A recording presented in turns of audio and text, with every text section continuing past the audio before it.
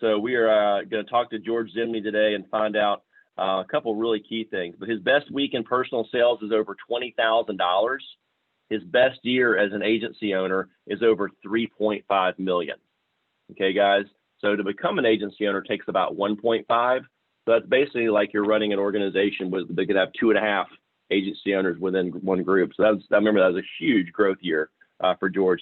And lifetime, his organization has produced over $20 million of gross annualized premium. Guys, let's give a warm Davenport and Schneider Agencies welcome to the one, the only, George Zimny. Hey, Georgie, glad to have you, man. How are you? What's up, guys? Doing awesome. You know, a positive attitude and positive energy is infectious, and this is just really exciting to be a part of this. So thanks, Van. And Kyle. Thank you, Kyle, as well. For sure. Kyle, it's great to see you, George. I really appreciate you getting up at Dark 30 there. Matter of fact, for you, you've probably already run, I'm guessing, 10 to 12 miles and already swam a mile or so and done a brick this morning before hopping on this at 7 a.m. your time. Is that pretty accurate? Yeah, I've been up since midnight. Just completed a half marathon and, showered off and just got all ready for this great call at 7 a.m. We absolutely love it.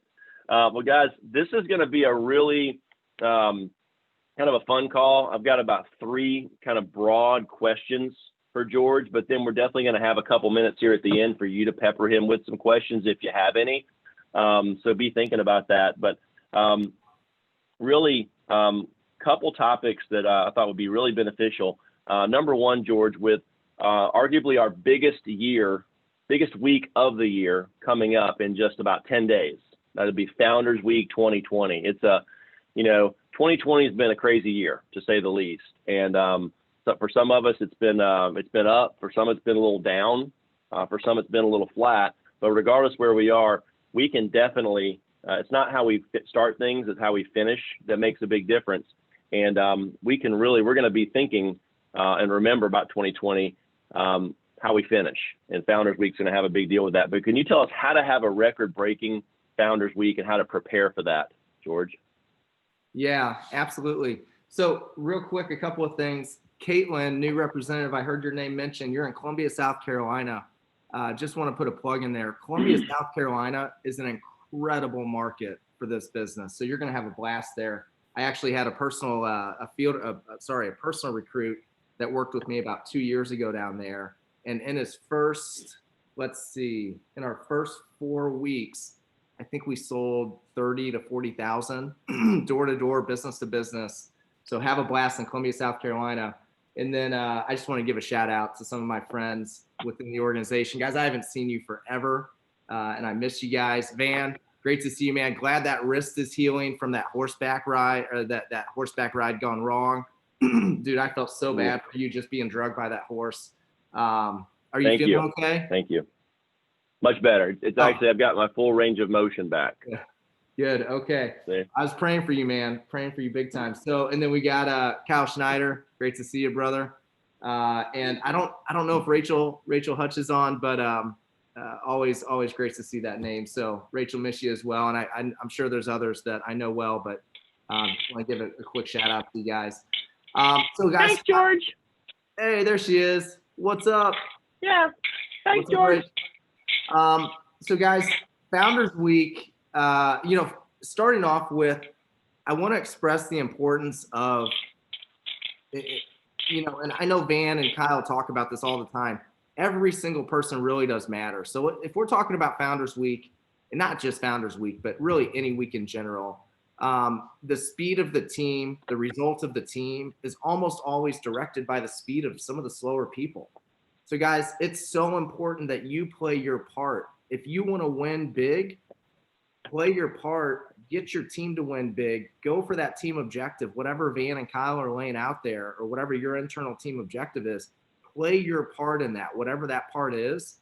I promise you, if your team wins, you will win big. It always happens. So really, maybe for the first time, if you've never really had the mindset to buy into your team objective, Make Founders Week the week that you say, you know what, this is so much bigger than just me.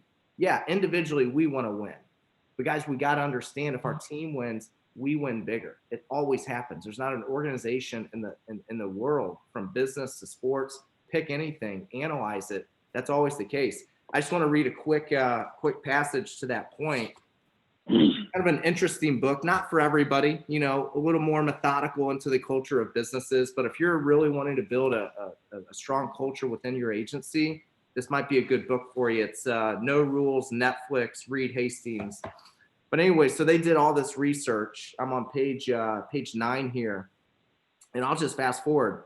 It says here, in the dozens of trials conducted over month-long periods, groups with underperformer, did worse than teams by a whopping 30 to 40%. Guys, think about that. The groups that had underperformers did worse than teams without underperformers. So everybody matters within your all's organization. Like, truly everybody matters. So guys, hold on one sec. Addie, come here. You can't sneak around here without saying hi. This is my daughter, Adeline. Everyone say hi, Adeline. Hey, Adeline. All right. Hey, Adeline. Hey, Adeline. Bye. Love you. Good morning. I'll come up in a minute, okay? Go see mommy. Very important. Go see mommy. Go. Remember the days before COVID when you couldn't do that? Like, it was like, oh my gosh, the dog's barking in the background, or the kid came into the room. I love it that, we can be humans now, and that's like, okay. So just wanted to put that out there, that the team goal, the team objective, like, now I'm not talking about if you guys don't hit your NAP, that's not what this is about. But what this is about is, if you're going to work a certain schedule and you're going to commit to giving the effort piece, being in control of the controllables, your attitude and your effort, that's what drives your team. So play your part, make that commitment, and just simply follow through.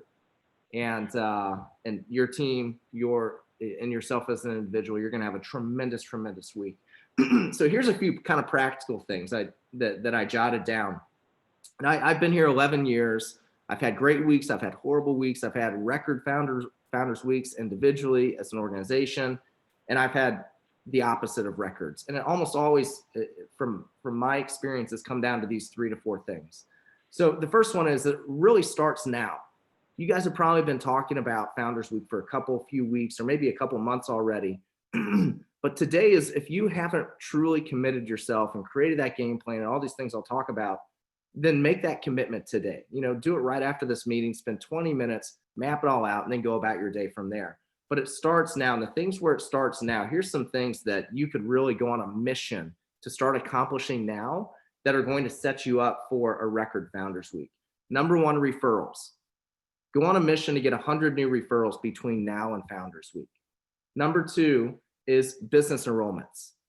Guys, we have the beauty, and you all know this, we have we're like one of the only companies in the entire segment of supplemental that can go in and introduce our products to a business owner with a group of 20 to, who knows, 200 or 2 people. Doesn't even really matter the size.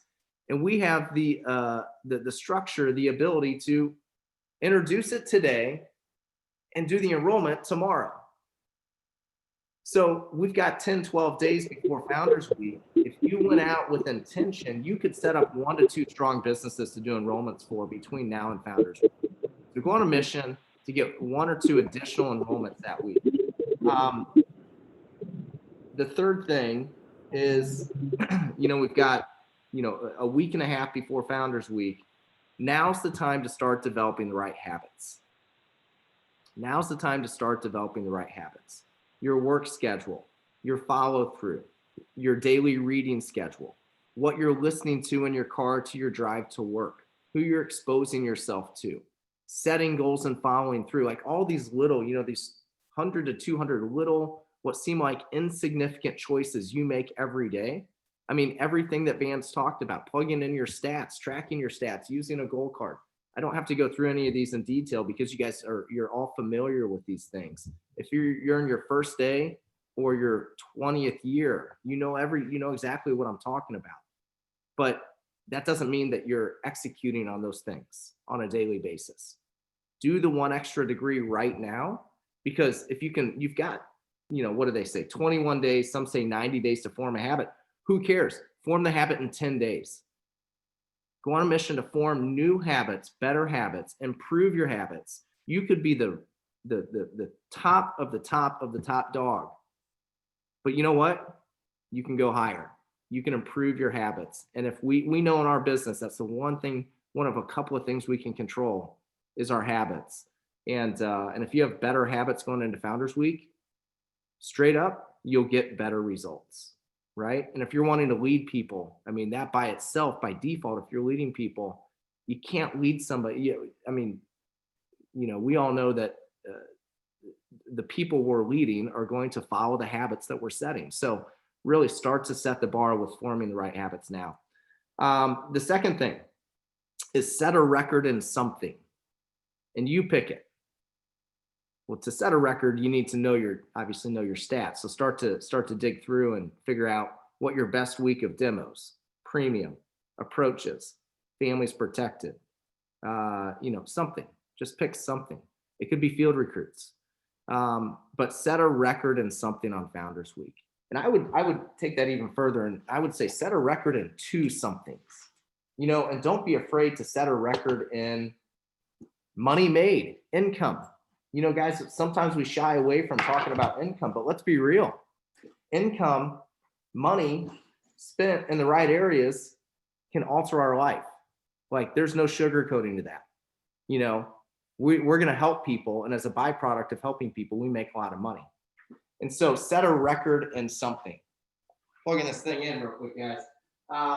So the next thing for Founders Week, point number 3 is set your goals now. And don't just set goals, like write something down. Like, I'm going to do 40,000 that week. Okay. Whoop-de-doo. You wrote something down on paper, but where rubber really meets the road is, what's the purpose behind that? Why is that 40,000 important? Take some time and think deep, like what would I make off that? How many people can I serve from that? How could that propel me into the rest of the year? What can I make? If I had one, spark in a week, 1 week, if I believe that 1 week could spark a year or spark a career, what could that look like? Start to believe again. But that's called purpose. And that purpose creates a vision. And that vision is what can alter your life. But that's internal, that's intrinsic, that's important to you. But my point is, set your goals now, but align them with a specific purpose. Another thing I remember back from my early selling years was, somebody said, a lot of people said this, they would always do this exercise where they said, well, take your best day ever in sales, or a number of apps or whatever, or demos, and multiply it by 7 days. What would life look like if you had your best, let's say your best day in sales was 10K times 7? Well, that'd be a 70,000 premium week. Why not go for that? What would life look like if you got a $35,000 paycheck on Founders Week? Seriously, you could that's a down payment on a rental house that could give your kids pay for their college someday and passive income. That's a new boat. That's an RV, a camper, to create years and a lifetime of experiences with your family. Guys, that's a donation to your church that is tax deductible for you and allows your church to to buy a new organ that they'll have for 30 years. I don't know. What's your purpose? And then the last thing, point number 4, is clear your decks for Founders Week. There's no excuses. We own a business. You own a business. Van Davenport, Kyle Schneider will never take away from you your success. They will never own your success. Your success is yours. But guys, for every north, there's also a south. There's always 2 sides to the coin, right?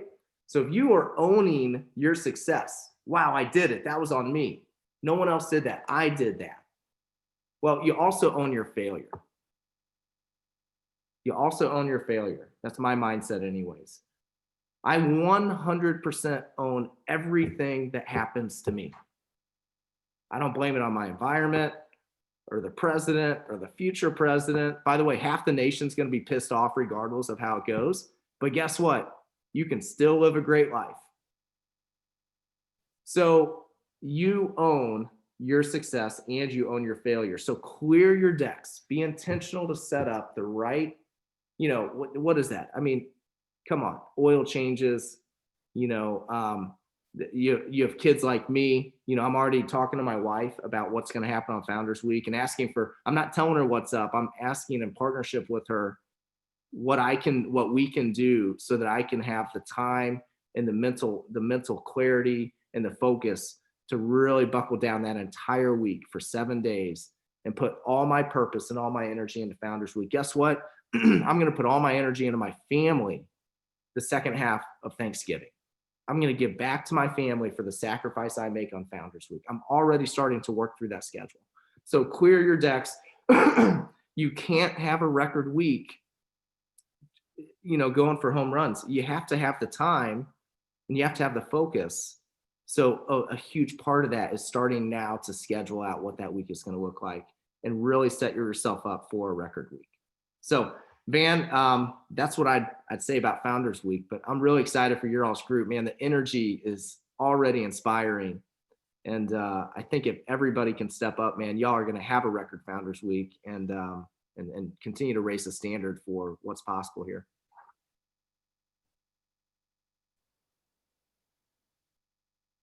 You're muted.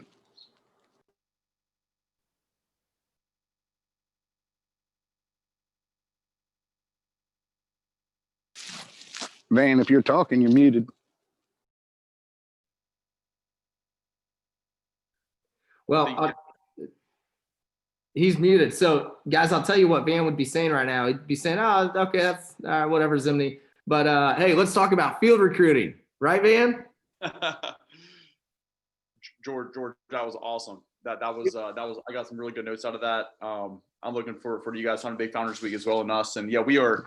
I love what you said. It starts right now. Not during Founders Week, but it starts ahead of time. The preparation, gathering lots of referrals, lots of enrollments. Hey, if anybody has is it okay if we leave it open for maybe 1 or 2 questions to the group, George? Man, I'm here for you guys. Whatever you want. Awesome. Hey guys, if you guys have a question for George, now is the time to ask. So don't be shy. Ask George Zimny a question. One of the top AOs in the entire company. I guess this is Matt Wagner. I have a question. It's been a record year for the company so far in the middle of a pandemic. If this thing continues to trend poorly, God forbid, what are some things that you've done to help you guys have a successful year when you couldn't be in the field physically? Yeah, great question. So, first off, to each their own. And I know you guys have the really similar mindset on how your culture's built, but I haven't tried to, there's been no agenda about trying to steer a representative and, oh, you should be in face-to-face, you should be doing Zoom, virtual sales, et cetera. We've kind of just opened up Pandora's box of all the different opportunities for people to hit their goals, and then just really worked with each individual to figure out what they're comfortable with. But for those that are healthy, don't have underlying, conditions, things of that nature, the one simple tweak that we've done that's been really refreshing and very effective we've just gotten outside of the medium and larger markets and gotten more into the rural communities, because the rules and restrictions and even the number of cases and negative exposures just seems to be much less, at least in the Midwest and the rural communities. I'm talking like towns of 10 to 2 to 10,000 people. So we're kind of going back to the roots of what built family heritage and getting out and seeing farmers and seeing small business owners and folks like that. And what we found is you guys have probably experienced this as well, is most of these small towns, you have your mask and you walk in and you're respectful. You say, hey, do you guys want me to keep this on? And, and for me personally, I take it off as soon as I can. Other representatives they're requiring themselves to keep it on the whole conversation, again, to each their own. But we found that a lot of the smaller communities are actually saying, no, take that thing off.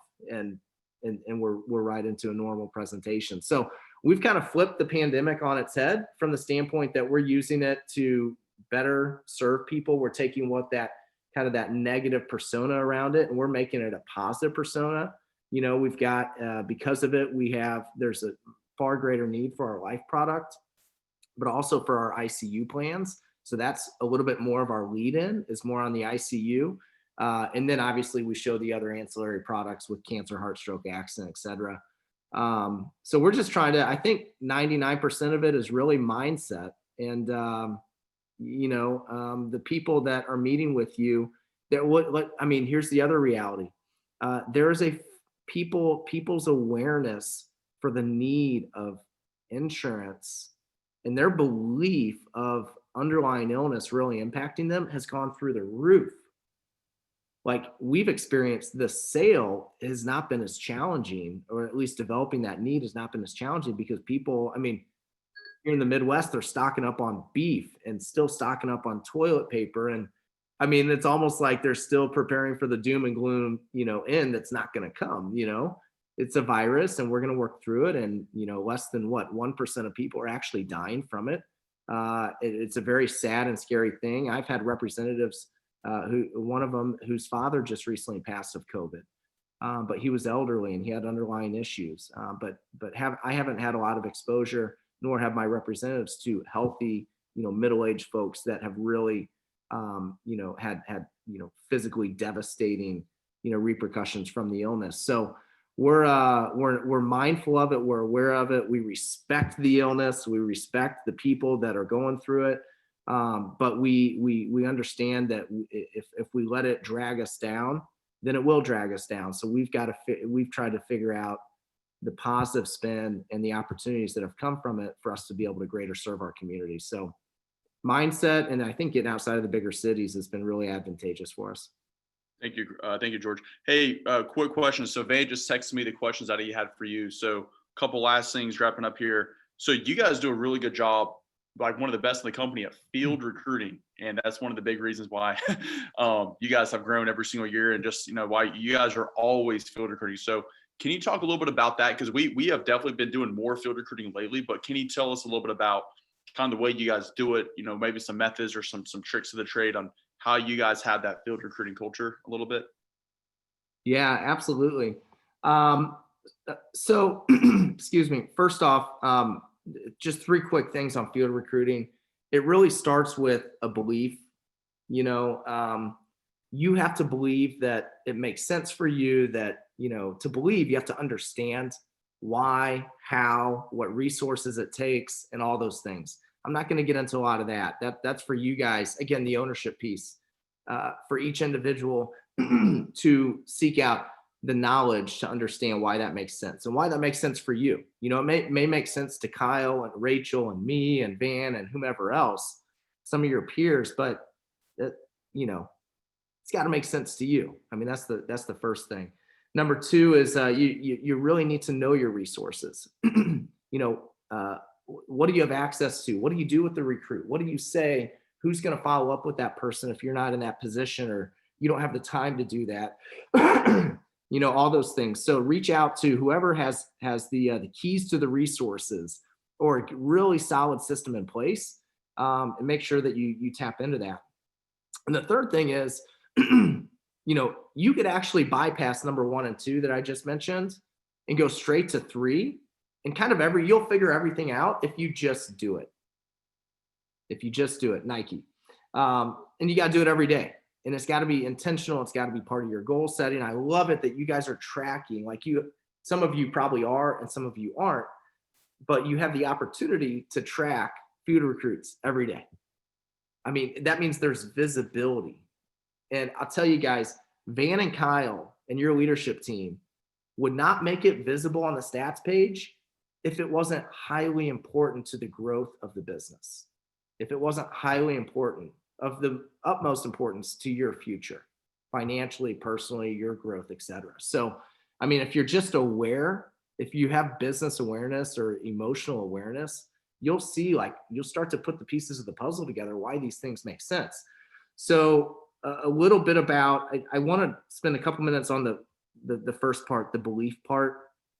And I'm not going to tell you guys technically how to do these things. You've got a 350, if you printed it, it's like 5 encyclopedias, this manual that is called the ABM. And it's beautiful. It's a wonderful thing. Van, nod your head if the ABM is awesome. Yep. The ABM is awesome. But there's about 10 pages that talk about field recruiting. So that's kind of the playbook. So you should read that if you haven't, or maybe you guys set up a meeting sometime and just go through that if you haven't. But what I want to do is talk about the belief part, because I think it really starts with that. I want to share with you a couple of individuals, kind of proof in the pudding, that are field recruits. And as I'm sharing, actually two individuals that I work with, as I share these stories and give you guys some of this data about these guys, I want you to put yourself in my position and ask yourself if field recruiting made sense based on these outcomes. Okay, so kind of clear your mind of what you know or what you've done with field recruiting or personal recruiting, and just put yourself in my position, or insert your name into me, and see if these outcomes would have been worth field recruiting. Okay, so first one, Paul Zimny. He's my uncle. He was a CPA.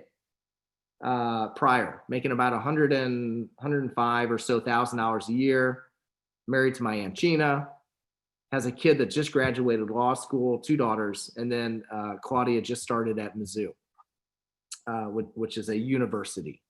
Yeah, you guys don't like the Midwest universities, with Dookie and North Carolina and all that, but University of Missouri, it's in Columbia, Missouri. That's where Claudia goes. So Claudia's approaching, just beat Kentucky, by the way, if we've got any Kentucky fans.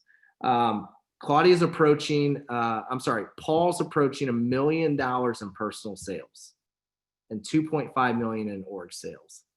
Guys, I was driving up 270 major highway through St. Louis, driving through St. Louis from field training in a little rural community in southeast Missouri, in Cape Girardeau, Missouri.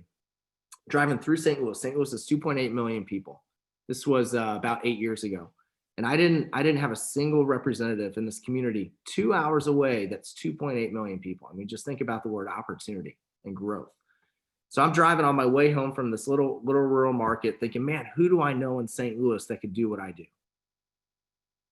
And at that point, I was about a little over 3.5 years in this business. 3.5 years, and I never called my Uncle Paul. But thank goodness, 8 years ago, 3.5 years in, I didn't wait another 8 years. And I decided, you know what? What's the harm? I'm going to call this guy. He's got an amazing attitude. He's super successful as a CPA. He dabbles in the commercial real estate industry. He's very well educated. He's hardworking. He's just got the heart and spirit that kind of meshed with our culture. So I thought, what the heck? I'm going to call Paul and just see if he wants to get coffee sometime. Anyways, long story short, I think you know the ending. So 1 million in personal sales, 2.5 million in org sales. He had never sold insurance in his life prior. Paul's made, guys, check this out, just a phone call to Uncle Paul. The result of that, he's made about $1 million, or maybe a little over, in first year income in the last 8 years. His family has been blessed with about $1 million to spend on their life. Secondly, he's made a forecasted 1.2 million in lifetime residual that will pay his family for the next 15 to 20 years for all the business he and his team put on the books over the last 8. Guys, that's approaching $2.5 million of income for his family. I just called him up and said, hey, you want to get coffee? No pressure. Let's chat. But then let me talk about what I've made, right? Because I'm not doing this for free. You're not field recruiting for free. What's in it for you? So I've made about $400,000 from that phone call. Guys, that was a $400,000 phone call. And it was free. Show me an ROI on free of $400,000. So think about that one phone call. Now, what's the negative outcome to that? Well, he could have said no. Okay, no big deal. I saved actually it cost me, yeah. it cost me $3 in coffee, at Caldy's Coffee in Kirkwood, Missouri. So as a $3 investment has given me a return of $400,000. But guys, that's not even like the best return. The best return is the relationship, the bond, the experiences, seeing Paul's family win, all of these intrinsic things, with what he's been able to do, the lives of the families he's been able to bless. Anyways, that's Paul. So the data, Paul's made about 2.2 million in income from the last 8 years. I've made about 400,000. Pretty sweet. He's a personal recruit. Second one is Andrew Meyer. Met Andrew at a Mizzou football tailgate about 9 years ago. Andrew sold over 2 million in personal sales. He's made about 1.6 million first and about another close to 2 million in forecasted lifetime residuals. So if you do the math there, that's, we'll just round down. I forecast he's done about 3.5 million in lifetime income from the last 8.5 years that he's been in our business. Guys, he was interviewing with a few other firms. I'm not going to mention them, but he would have been making about $100,000 a year salary with those other firms. His lifetime income would have been about a fifth of what it's been with us based on the direction and path that he was thinking about pursuing. Okay. What I've made on Andrew, just on his personal sales, about $300,000. So you guys, I had a couple of beers hanging out with Andrew. I was 29 years old and just started talking about our business at a tailgate. And a year later, after he graduated, he came on. So, the proof is in the pudding. You hear story after story after story. You guys probably have about 10 or 15 of the same stories in your agency. So is the return from that and the impact that you can make on someone's life? I mean, is it worth it? So from a belief standpoint, do you believe it makes sense? Of course it does. Guys, it's like one of the greatest opportunities that Family Heritage offers us is the freedom and the autonomy to build, develop, grow with anybody, anywhere. Why wouldn't you tap into that? So, and then I look at myself. I was a field recruit from Larry Salerno, or a personal recruit. Larry didn't know me, but he knew somebody who knew me, and that somebody said, hey, Larry, you should call this guy. He's never sold insurance, but I think he's looking for a job. And that was me. That one phone call. And now 11 years later, we've done almost $20 million for Family Heritage. Larry has been blessed by making about $2 million over the last 11 years. Guys, I think Larry came up to my market twice. He's invested maybe 40, 50, 60,000 over the 11 years, helping me, kickstart things and, incentive trips and things like that. That's returned him almost $2 million of income just because he made that phone call. So I don't know. From a business standpoint, I'm attracted to things that have the greatest return on my amount of invested energy and capital, but also attracted to things that just make sense. So that's what I'd say about field and personal recruiting. Wow. George, that is some monster numbers there. And I'm glad that you shared that with us. That's kind of opens up your eyes and just gets you makes me just want to kind of go through my phone and call every single human being on my phone right now. So thank you for sharing that. Those are some great stories. Hey, one last little question that we have for you, and then we'll let you go is giving that vision is so important here.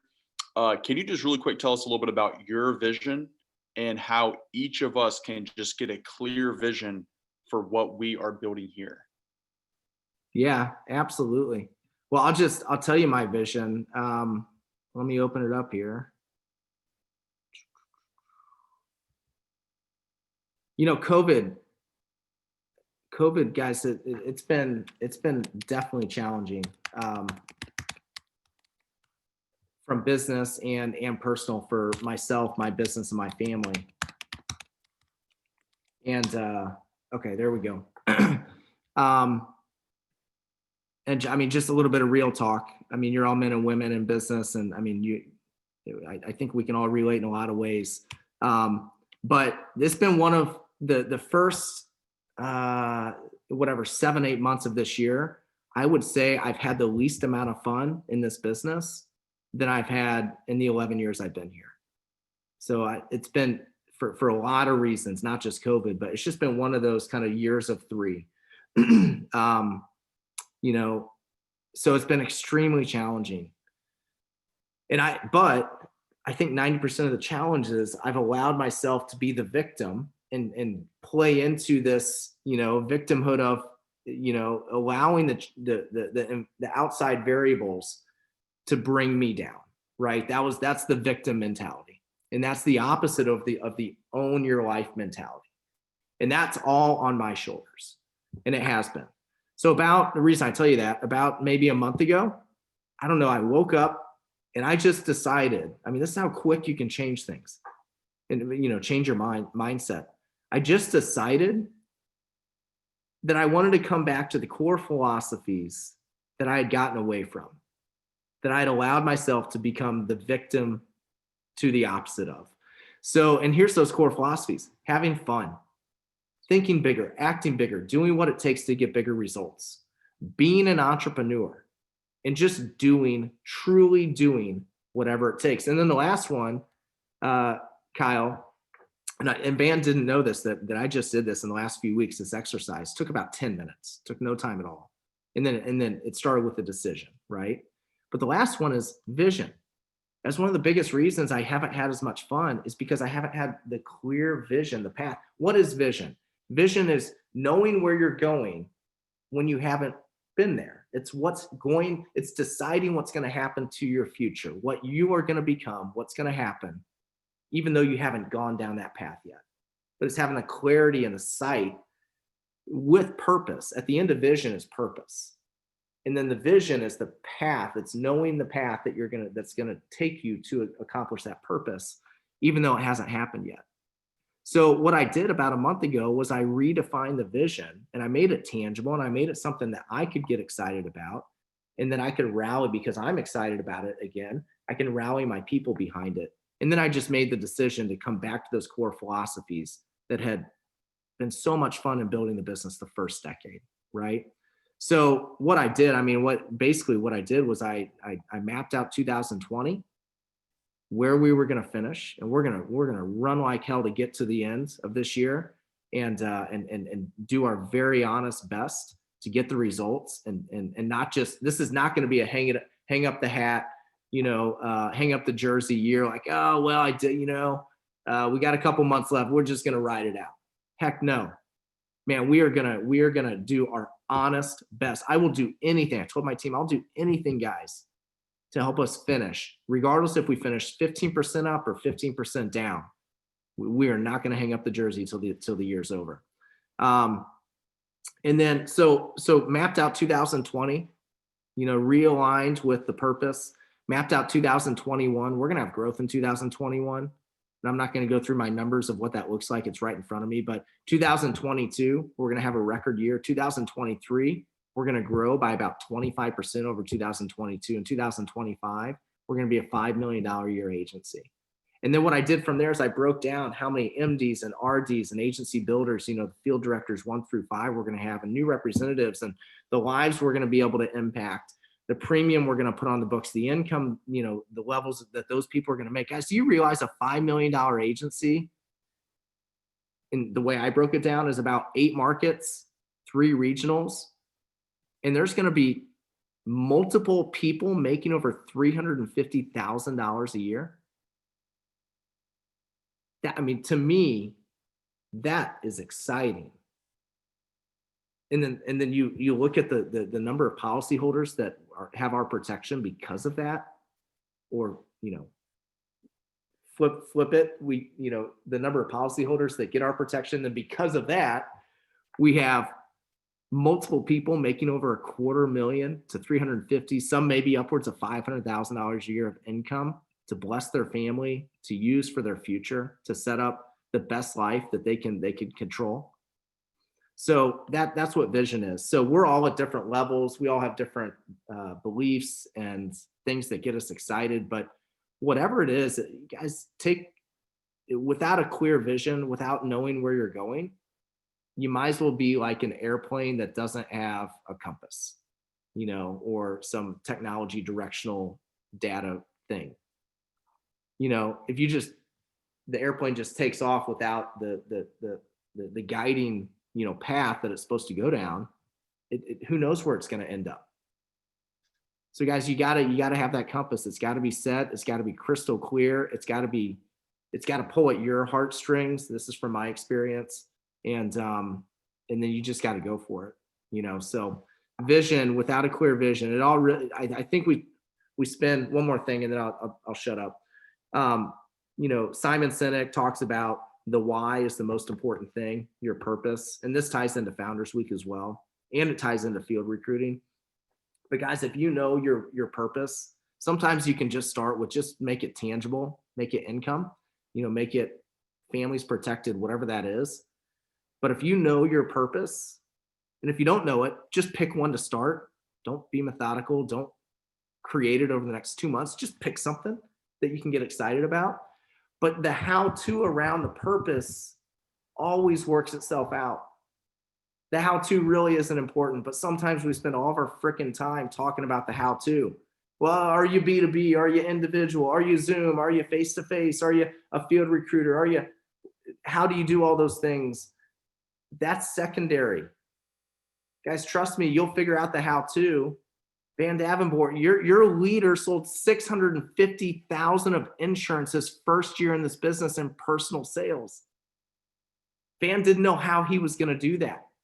But he probably wanted to make the most income that year of his life in his first year in the business, or maybe he wanted to be the rookie of the year. He had something that at the core of it was so inspiring and exciting for his life. He figured out the how-to. He naturally gravitated towards how he was going to accomplish said target.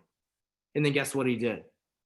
He probably failed a lot, but it didn't matter. He would pivot whenever he started failing. I got to do a little bit differently. I've got to learn from the top person because this how-to is so important. It's so consuming. He got obsessed about it. And I think that a lot of us at this point in our careers, we need to get obsessed about something again and quit worrying about how we're going to do it, because we're going to do it if we're obsessed about it and it's that important to us. So Kyle, Van, back to you guys. It's been a pleasure. Wow, that's awesome. Thank you so much, George. That knowledge, just everything that you just went over, just guys, whoever who's on the call, just make sure that you guys have, look at your notes that you guys have today and pick, one or two things that really stuck out to you that you're going to implement right now.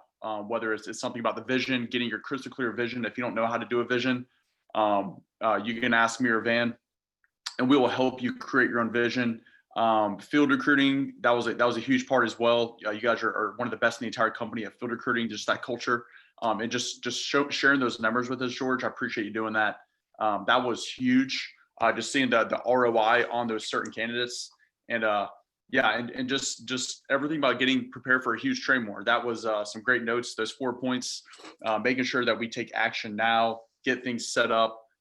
It's all about our mindset right now. So appreciate George. Thank you so much for being on today. I'm super pumped to see you next time we see you. That was great.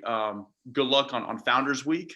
I know we're all excited about it. So I'm excited for you guys to finish the year strong yourself in your personal agency. So yes, sir. So all right, guys, we're going to wrap up the Wednesday call. Go out and let's just go be intentional today and go make a difference in people's lives, guys. Let's make sure that whether it's, field recruiting, getting things prepared now for a big training war, guys. We're going to have, I know I've told Schneider Agencies probably 100 times, we are going to have our first 100K week during Founders Week, but that's not going to happen just because we wake up on Monday on Founders Week. Oh, we're going to work harder this week. No, it's going to start right now. So we have to do the things now to prep us for having a massive week. I know Davenport Agencies, I'm sure they have a similar goal of selling over 100K as well that week, which would be awesome if we can both agencies sell over 100K on Founders Week.